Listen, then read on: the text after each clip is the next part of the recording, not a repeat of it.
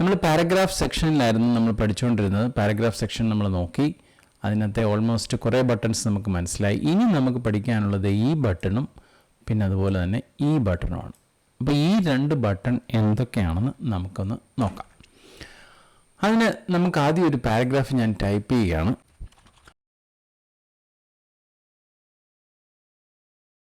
നിങ്ങൾ നോക്കിയാൽ കാണാം, ഞാനൊരു ലൈൻ ടൈപ്പ് ചെയ്തു. അതിനുശേഷം ആ ലൈനിൽ ഒരു ലൈൻ ഇവിടെ കൊണ്ട് തീർന്നതിന് ശേഷം, ഇതിൻ്റെ മാർജിൻ കട്ടായതിനു ശേഷം തന്നെ അടുത്ത ലൈനിലേക്ക് വിസിറ്റിംഗ് ദ സൈറ്റ് എന്ന് വന്നു. ഇനി ഫുൾ സ്റ്റോപ്പ് ഇട്ടിട്ട് എനിക്ക് കണ്ടിന്യൂ ചെയ്യാം. പക്ഷേ ഞാൻ ബാക്ക് സ്പേസ് അടിക്കുകയാണ്. എനിക്ക് അടുത്ത ലൈനിലോട്ട് പോകണമെന്നുണ്ടെങ്കിൽ, ഇതൊരു ലൈനിൻ്റെ എൻഡിങ് ആണ്, എനിക്കിനി അടുത്ത ലൈനിൽ നിന്ന് സ്റ്റാർട്ട് ചെയ്യണമെന്നുണ്ടെങ്കിൽ സ്വാഭാവികമായി നമ്മൾ എൻ്റർ അടിക്കും. എൻ്റർ അടിച്ചിട്ട് വീണ്ടും നമ്മൾ തുടങ്ങുകയാണ്. യു ക്യാൻ എന്ന് വേണ്ടി സ്റ്റാർട്ട് ചെയ്യുവാണ്.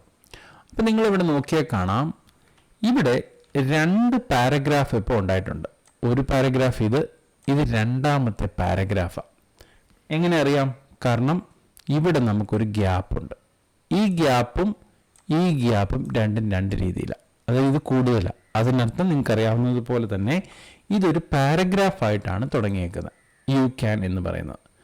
എന്നാൽ you can start your course from today എന്ന് ഞാനിവിടെ എഴുതി, ഫുൾ സ്റ്റോപ്പ്.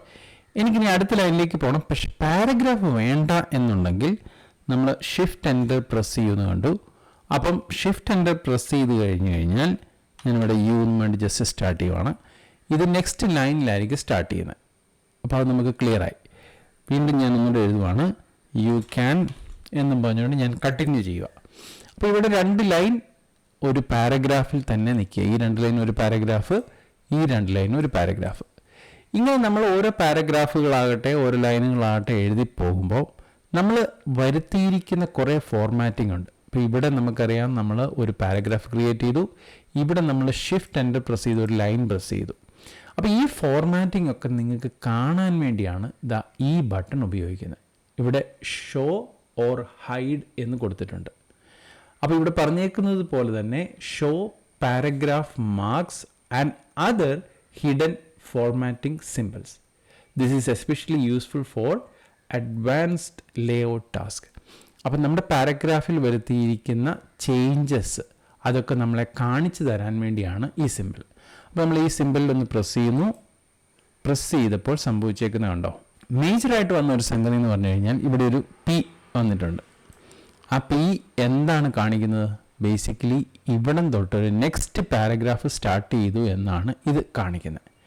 ഇനി ഇവിടെ നിങ്ങൾ നോക്കിയാൽ നിങ്ങൾക്കറിയാം, ഇവിടെ ഒരു ആരോ മാർക്ക് കൊടുത്തിട്ടുണ്ട്. അതിൻ്റെ അർത്ഥം ഇത് സോഫ്റ്റ് റിട്ടേൺ ആണ്. അതായത് ഷിഫ്റ്റ് എൻ്റർ പ്രസ് ചെയ്തിട്ടാണ് നിങ്ങൾ ഇവിടെ എൻ്റർ ചെയ്തതെന്നുള്ളതാണ് ഈ കാണിക്കുന്നത്. ഇനി നിങ്ങൾ ശ്രദ്ധിച്ച് അതിൻ്റെ അകത്ത് അറിയാം, എല്ലാ സ്ഥലത്തും ഇതുണ്ട്. ഈ വെറൈറ്റി കഴിഞ്ഞൊരു കുത്തുണ്ട്, ഓഫ് കഴിഞ്ഞൊരു കുത്തുണ്ട്, കോഴ്സസ് കഴിഞ്ഞൊരു കുത്തുണ്ട്. അതിൻ്റെ അർത്ഥം നിങ്ങളവിടെ സ്പേസ് പ്രസ് ചെയ്തു എന്നുള്ളതാണ്.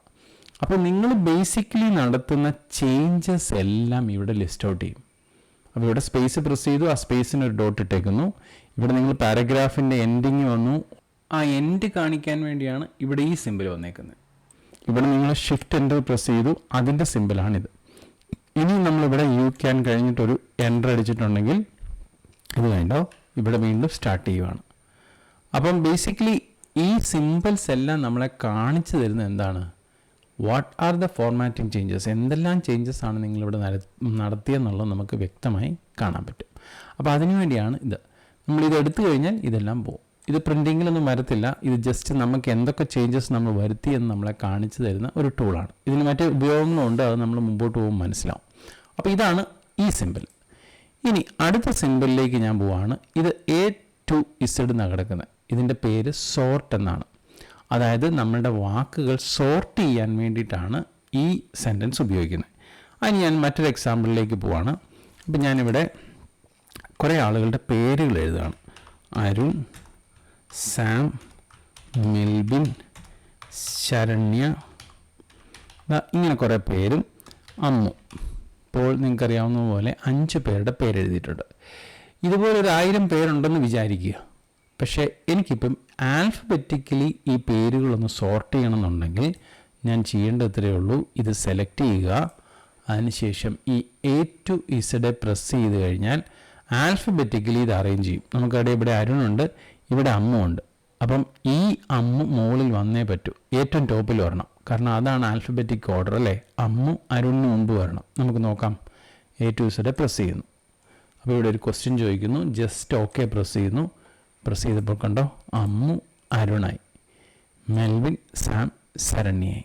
അപ്പോൾ ആൽഫബറ്റിക്കലി ഇത് അറേഞ്ച് ചെയ്തു. അപ്പം അതിനുള്ള ബട്ടണാണ് ഈ A to Z എന്ന് പറയുന്നത്. ഞാനിപ്പോൾ മലയാളത്തിലേക്കൊന്ന് ഷിഫ്റ്റ് ചെയ്തു. മലയാളം കീബോർഡാണ്. ഞാൻ വീണ്ടും ഇവിടെ ടൈപ്പ് ചെയ്യുകയാണ്. ഇത്തരം പേരുടെ പേരെഴുതി. മലയാളത്തിൽ നമുക്ക് സോർട്ട് ചെയ്യാൻ പറ്റുമോ? നമുക്ക് നോക്കാം. അപ്പോൾ ഇപ്പോൾ ഈ അലൻ എന്ത് ചെയ്യണം? സ്വാഭാവികമായും മുകളിൽ വരണം. നമുക്ക് നോക്കാം. A to Z okay press ചെയ്ത് കഴിഞ്ഞാൽ ദാ അലൻ മുകളിലെത്തി. അപ്പോൾ ഇത് ആൽഫബറ്റിക്കലി മലയാളത്തിലും ഇത് സോർട്ട് ചെയ്ത് തരും. അപ്പോൾ ലാംഗ്വേജ് ഏതും ആകട്ടെ, നമുക്ക് ഈ ബട്ടൺ ഉപയോഗിച്ച് നിങ്ങളുടെ ലെറ്റേഴ്സ്, വേർഡ്, പാരഗ്രാഫ് ഒക്കെ നിങ്ങൾക്ക് സ്റ്റാർട്ടിംഗ് ലെറ്റർ നോക്കി തുടർന്നുള്ള ലെറ്റർ നോക്കും. ആ രീതിയിൽ സോർട്ട് ചെയ്യാൻ വേണ്ടിയാണ് ഈ ബട്ടൺ. അപ്പോൾ നമ്മൾ ഓൾമോസ്റ്റ് പാരഗ്രാഫിലെ എല്ലാം ആയില്ലെങ്കിലും നമ്മൾ ഒരുമാതിരി ഇതെല്ലാം കവർ ചെയ്തിട്ടുണ്ട്. ഇനി നമുക്ക് അടുത്ത വീഡിയോയിൽ അടുത്ത സെക്ഷനിൽ അടുത്ത ടൂളുകൾ പരിചയപ്പെടാം.